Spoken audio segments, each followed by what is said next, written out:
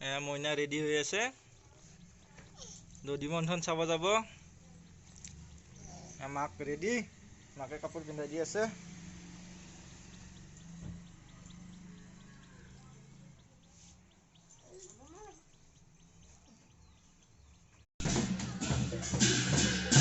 এয়া দধি মন্থন অনুষ্ঠানৰ অভিনেতা অভিনেত্ৰীসকল গৈ আছে দধি মন্থন অনুষ্ঠান পৰিৱেশন কৰিবলৈ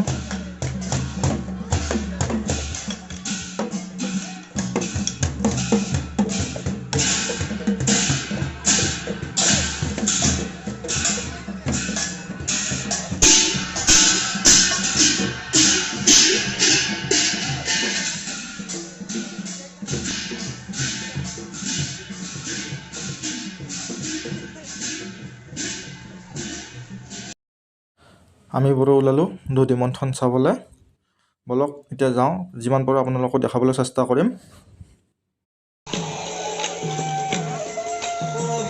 এয়া হকৰাপাৰা শিৱ মন্দিৰ প্ৰাংগণ ইয়াতে বৰ্তমান দধি মন্থন কাৰ্যসূচী চলি আছে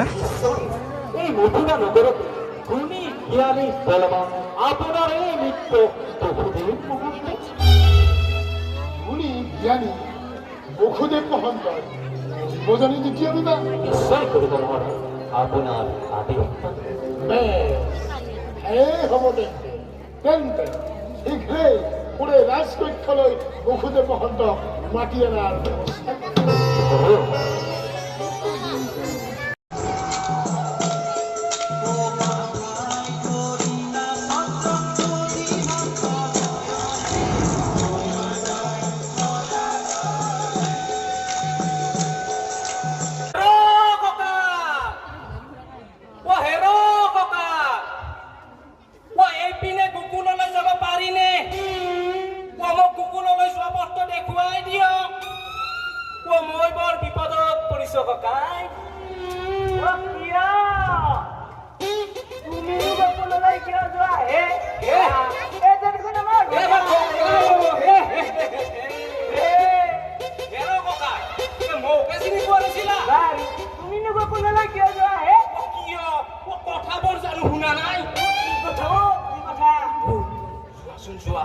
কোনোবা আহিব বোলে ভালকৈ চাই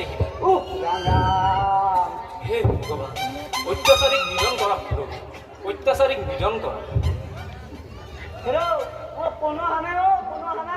তেন্তে শুনাচোন শুনা দৈ বগীৰ গৰ্ভত বসুদেৱৰ এটি পুত্ৰ সন্তান জন্মিছে পুত্ৰ সন্তান আৰু সেই শিশুটিয়ে কৈছে যে কি কৈছে কুকুলৰ নন্দ ৰজাৰ ঘৰত ভগৱানে যোগমায়া ৰূপে জন্মগ্ৰহণ কৰিছে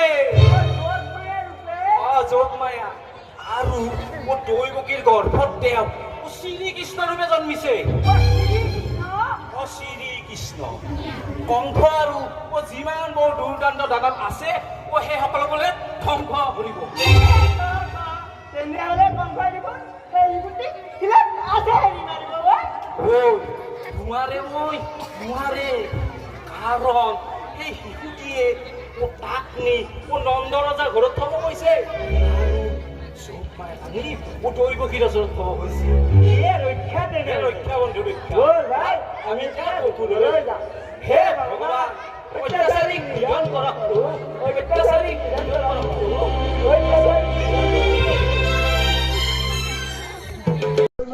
হাততি সন্তান হত্যা কৰিছে কিন্তু এইবাৰ দৈৱবাণী প্ৰকাশিত অষ্টম পুত্ৰৰ জন্ম হৈছে কিমান ঘৰ হৈছে কংস ৰজাৰ ভয়ত স্বৰ্গ মৰ্ত্য আকাশ পাতাল ভয়তে ধৰাহাৰি দম্পমান কিন্তু সামান্য এটি বালকৰ হাতত মৃত্যু মহাবীৰ ক্ৰান্ত মাজৰ ভইচখিনি বৈদ্যুতিক প্ৰব্লেমৰ কাৰণে ক্লিয়াৰকৈ নহ'ল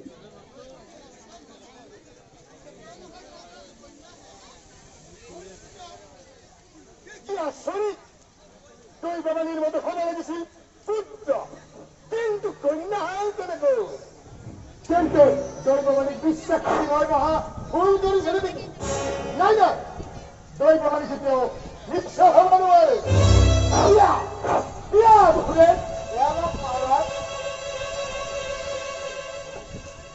কন্যা কন্যা হলো পৰিচ্ছন্ন বাবা যা যেনে কৰে মই হাততি সন্তান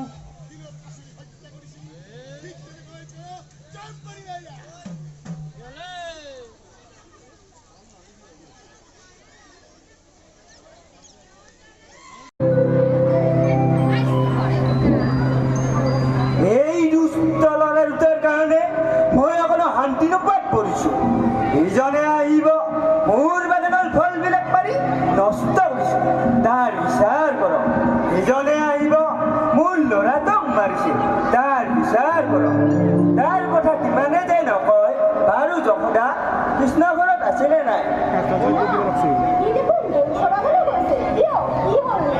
হ'ব আৰু কি, সেইদিনাখন হেনো সৌ মাধৱী গোৱালীৰ ঘৰলৈ গৈ সিহঁতৰ গোৱালীটো মাই ডামৰিব এৰি দিছে। অকল সেয়াই নহয়, সেইদিনা হেনো গোৱালৰ ল'ৰাবোৰৰ লগত কোনোবা উকিলৰ বাগানত ফল পাৰি খাইছে। ঘূৰৰ বাগানত ফল পাৰি খাইছে, সিহঁতক মাৰি নেপেলালে নে? মাৰিব দূৰৰ কথা, আমাৰ কৃষ্ণ আৰু বলাই হেনো অসুৰ কেইজনক দলত টিপি মাৰিছে।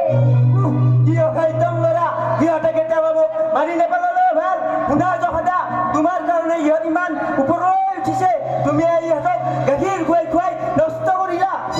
মোক এই সকলোবোৰ দোষ নিদিবচোন, ইমান চেষ্টা কৰিও মই সিহঁতক চম্ভালিব পৰা নাই। আপুনিওতো সিহঁতক শাসন কৰা উচিত।